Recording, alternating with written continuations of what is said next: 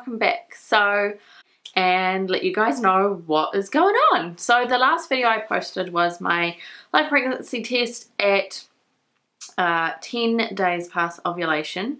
And those pregnancy tests were so hard to do because like everyone was home all the time, and I was just like having to sneak into the master bathroom, the main house bathroom, instead of my ensuite, because you know those little packages are really loud when you rip them open.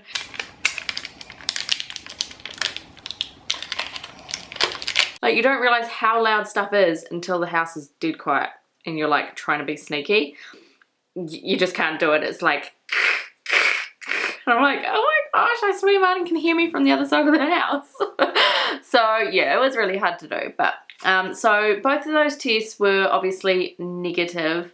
A lot of you did say that you could see a line on one of the internet tubies, and I swore I could see a line too, but unfortunately it must have just been a false line, a faulty test, a crappy cheapy test maybe, because I am now currently cycle day 4. So I did actually get my period on at 12 days past ovulation. That night I began to start spotting, and which is what I expected because I only have about a 12-day luteal phase, and if you don't know what a luteal phase is, it's the time from ovulation to the time when you get your next period. So when people say they're in their 2-week wait, so 14 days, that's not the same for everybody. So in my case it's actually only 12 days. So I did get it at the very end of the 12th day, because I thought to myself, oh okay, I'm usually due for my period today and it hasn't arrived, but it did at the very end of the day. So I couldn't count my cycle day 1 till the next day, which would have made my cycle 29 days long. So it was nearly like 28 days long. I've never had a 28-day cycle ever in my life. Things I'm going to do differently this cycle, I'm going to use is it Presage? No, I'm pretty sure Conceive Plus I think is the one I've got. It's basically a sperm friendly lubricant, and okay, because although I have PCOS and I have ovulatory problems, every time I have ovulated, which has been a few times on ovulation induction cycles and the one Clomid cycle, and now this one Femara cycle,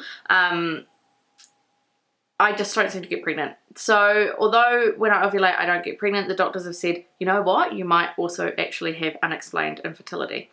Because obviously I've got 2 kids, they're in the lab, Martin's sperm is fine, my eggs are fine, then they will fertilize and develop fine, put back in me, they attach to my lining and I get pregnant and I have a good pregnancy.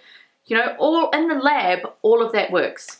So the only thing in my head is there is something between that is not working. In my head I'm like, is my cervical mucus killing off all of Martin's sperm?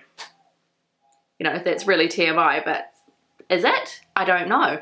There is a test you can do at the fertility clinic called a post-coitus? Well, you know how Sheldon on The Big Bang Theory says coitus? Well, that's basically the like scientific term for sex.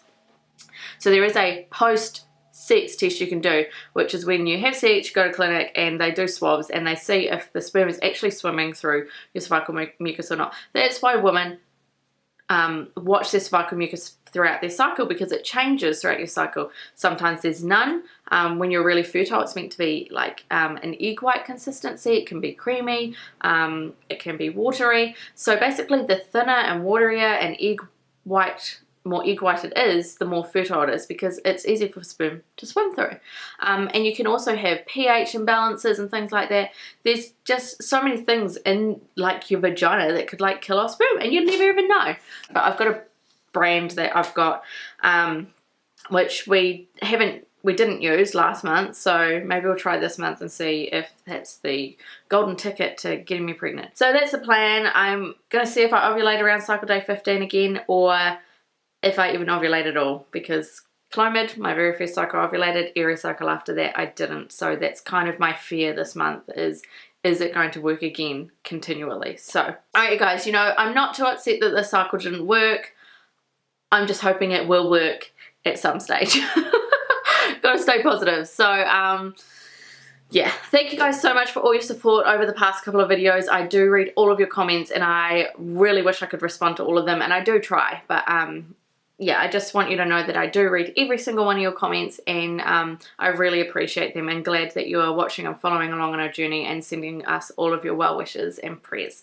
So I really hope that you liked this video. Give it a thumbs up if you did, comment if you want to, and subscribe if you haven't already to follow our journey to baby number 3 through Femara. Alright guys, thanks so much for watching, and send lots of baby dust and fingers crossed away for cycle 2 of Femara. Alright guys, see ya!